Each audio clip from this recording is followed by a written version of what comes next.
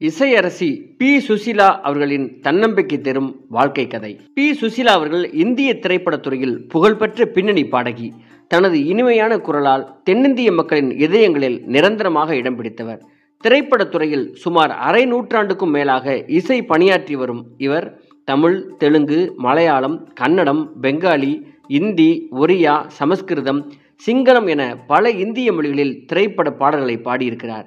சுமார் 25,000க்கும் மேல் திரைப்பட பாடல்களை பாடியுள்ள அவர் 5 முறை தேசிய விருதுகள், 10 முறைக்கு மேல் மாநில விருதுகள் என பல்வேறு விருதுகளை வென்று சாதனை படைத்துள்ளார். மேலும் இந்திய அரசின் உயர்ந்த விருதுகளில் ஒன்றான பத்மபூஷன் விருது மத்திய அரசால் வழங்கி கௌரவிக்கப்பட்டார். தன்னுடைய வசீகர குரலால் இசை நெஞ்சங்களை வருடி என்றென்றும் அழியா புகழ்பெற்று விளங்கும் பி. சுசீலாவின் வாழ்க்கை வரலாறை நாம் பார்க்கலாம்.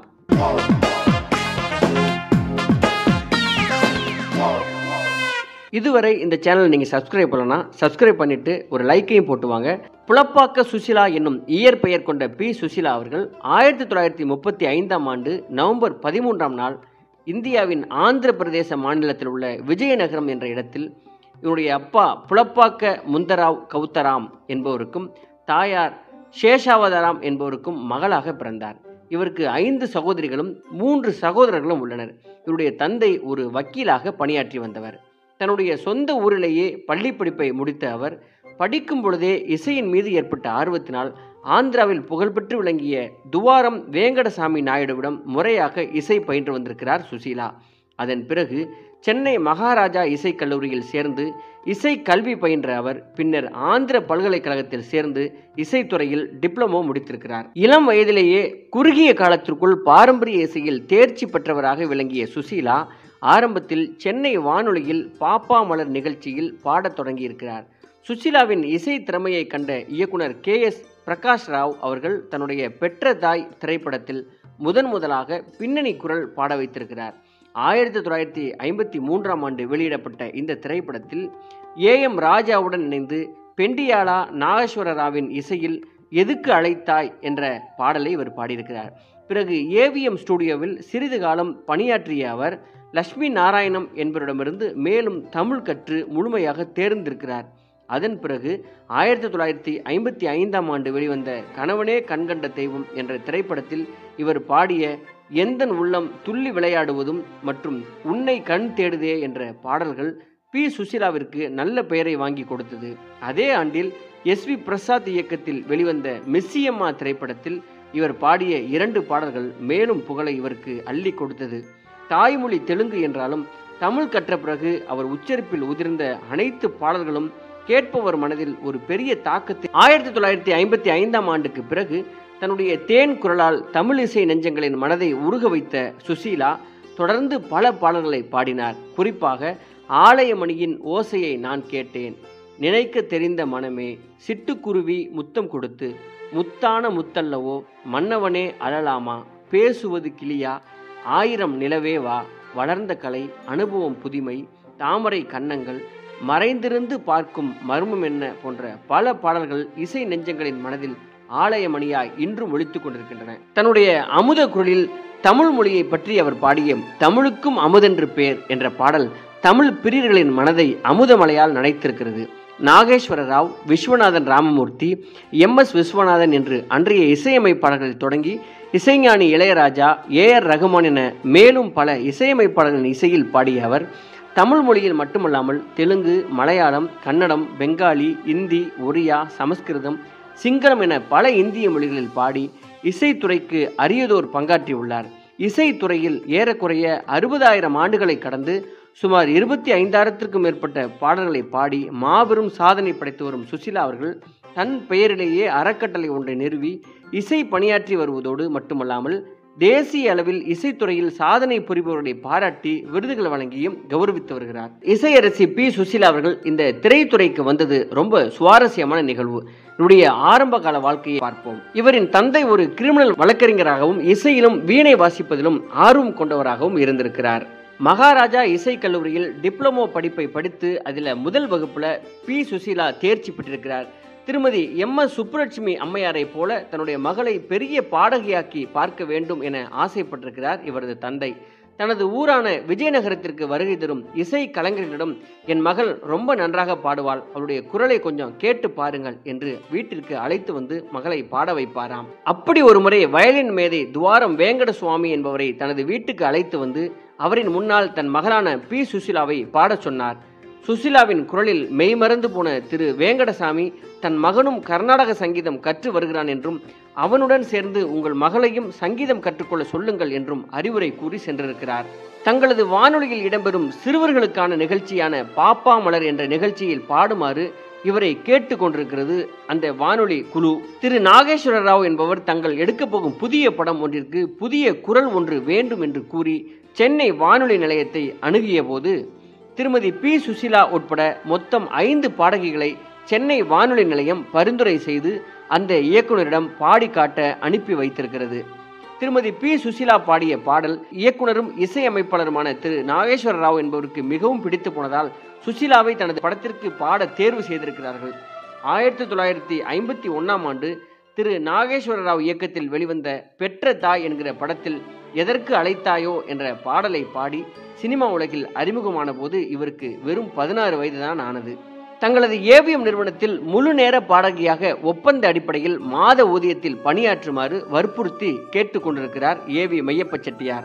3 ஆண்டுகள் ஒப்பந்த அடிப்படையில் ஒரு குறிப்பிட்ட மாத ஊதியத்தில் பாடகியாக பணியாற்றுகிறேன் என ஒப்புக்கொண்டு பத்திரம் ஒன்றில் கையெழுத்தும் விட்டிருக்கிறார் பி சுசிலா. நம் தமிழ் மொழியை நேர்த்தியாகவும் சுத்தமாகவும் உச்சரித்து பாட வேண்டும் என்று நினைத்த சுசிலாவிற்கு லட்சுமி நாராயணன் என்கிற தமிழ் ஆசிரியர் ஒருவரை நியமித்து தமிழ் கற்றுக் கொடுத்திருக்கிறார்கள்.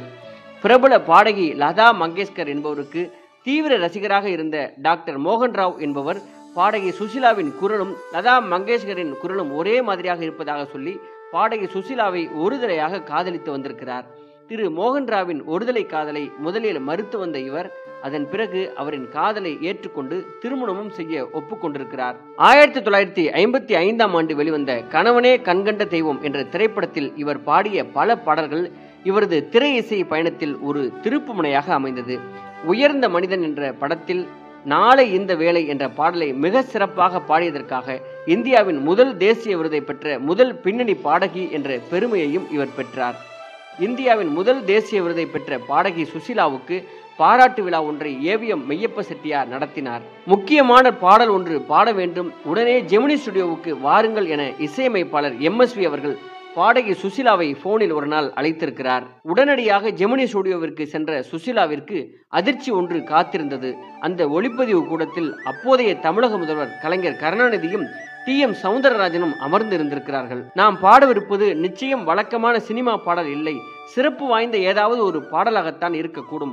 அதனால்தான் தமிழக முதல்வர் வந்திருக்கிறார் என்பதை நன்றாக தெரிந்து கொண்டார் சுசிலா. நீங்கள் பாடவிருப்பது தமிழ்த்தாய் வாழ்த்து பாடல் என்று கூறிய திரு MS விஸ்வநாதன் அந்த பாடலின் சிறப்பம்சம் மற்றும் பாட வேண்டிய விதம் குறித்தும் TMSக்கும் சுசிலாவிற்கும் அவர் விளக்கினார். தமிழ்த்தாய் வாழ்த்து பாடலை பாடிய பெருமை TMSக்கும் சுசிலாவிற்கும் கிடைத்தது. உலகிலேயே அதிக பாடல்களை பாடியதற்காக கின்னஸ் சாதனை புத்தகத்தில் இடம்பெற்று சாதனையும் இவர் படைத்தார். புரட்சி தலைவி ஜெயலலிதாவிற்கும் அவரின் தாயார் சந்தியாவிற்கும் பின்னணி பாடிய பெருமையை இவர் பெற்றிருக்கிறார். இயக்குனர் KS கோபாலகிருஷ்ணன் என்பவர் பி சுசிலாவை மீரா வேடமிட்டு நடிக்க அழைத்த போது அதை நிராகரித்த இவர் அதன் பிறகு நீண்ட இடைவெளிக்கு பின் மனதை திருடிவிட்டாய் என்ற படத்தில் சிறிய வேடம் ஒன்றில் சுசிலாவாகவே தோன்றி நடித்தார். இயல்பிலேயே நான் பிறரிடம் அதிகம் பேச மாட்டேன், முடிந்தவரை என் குரலுக்கு ஓய்வு கொடுக்கிறேன், அதை தவிர குரல் வளத்துக்காக தனியாக எந்த பயிற்சியும் இதுவரை எடுத்ததில்லை என்கிறார் சுசிலா. தன் கணவரின் இறப்புக்கு பிறகு பாடுவதற்கு மனது இடம் கொடுக்கவில்லை என்றும் தன் மனது முழுமைக்கும் அவரே நிறைந்திருப்பதாகவும் இவர் அளித்த பேட்டி ஒன்றில் குறிப்பிட்டிருக்கிறார். பி சுசிலா ட்ரஸ்ட் என்கிற பெயரில் அறக்கட்டளை ஒன்றை ஆரம்பித்து சத்தமில்லாமல் நடத்தி வரும் இவர் அதில் நலிந்த இசை கலைஞர்களுக்கு மாதா மாதம் பென்ஷன் வழங்கி வருகிறார். ஒவ்வொரு வருடமும் இசை நிகழ்ச்சி ஒன்றை நடத்தி அதில் கிடைக்கும் பணத்தை அப்படியே தனது அறக்கட்டளை கணக்கில் சேர்த்து விடுகிறார். இவர் பாடிய பாடல்களில் இவருக்கு மிகவும் பிடித்த பாடல் திருவிருட்செல்வர் திரைப்படத்தில் வரும் மன்னவன் வந்தானடி என்ற பாடல்தான். ஆனால் நமக்கோ ஏராளம்.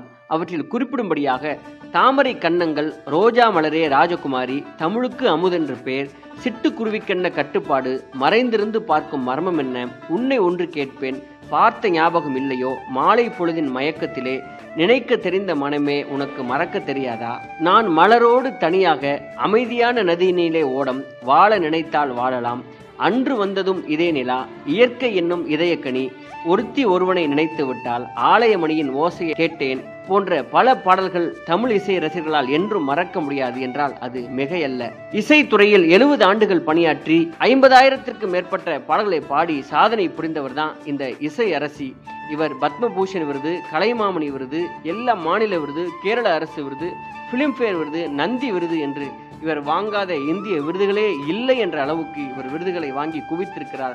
அதையெல்லாம் தாண்டி கோடிக்கணக்கான ரசிகர்களின் இதயத்தை வென்றிருக்கிறார். இதுவே இசை அரசி, இசை குயில், மெல்லிசை அரசி பி. சுசீலா உடைய வாழ்க்கை பயணம். நன்றி, வணக்கம். நண்பர்களே வணக்கம். நான் ஆர். எஸ். ராஜா. இந்த சேனலில் நான் நிறைய சுதந்திரத்திற்காக போராடின தலைவர்களுடைய வீடியோக்களை போட்டிருக்கேன். அது மட்டும் இல்லாமல் திரைக்கலைஞர்களுடைய வாழ்க்கை வரலாறுகளை போட்டிருக்கேன். மனிதர்களுடைய மறுபக்கம், அதாவது ஒரு சூழ்நிலை காரணமாக சில மனிதர்கள் எடுக்கிற முடிவுகள் அவங்கள எப்படி பாதிக்குது, அந்த மாதிரியான விஷயங்களும் இதில் போட்டிருக்கேன். ரொம்ப முக்கியமாக இந்த சமூகத்திற்கு எந்த மாதிரியான மனிதர்களை அடையாளம் காட்டணும், யாரை க்ளோரிஃபை பண்ணணும் அப்படிங்கிற நிறைய நல்ல மனிதர்களை தேடி தேடி அவங்களுடைய வாழ்க்கை வரலாறுகளையும் நான் இதில் பதிவு பண்ணியிருக்கிறேன். நிறைய புத்தகங்களை ரிவ்யூ பண்ணியிருக்கிறேன். நிறைய நல்ல கதைகளை இதில் ஷேர் பண்ணியிருக்கேன். இது எல்லாமே இந்த ஆர்.எஸ். ராஜா டாக்கீஸ் யூடியூப் சேனலோட பிளேலிஸ்ட்டில் இருக்குது.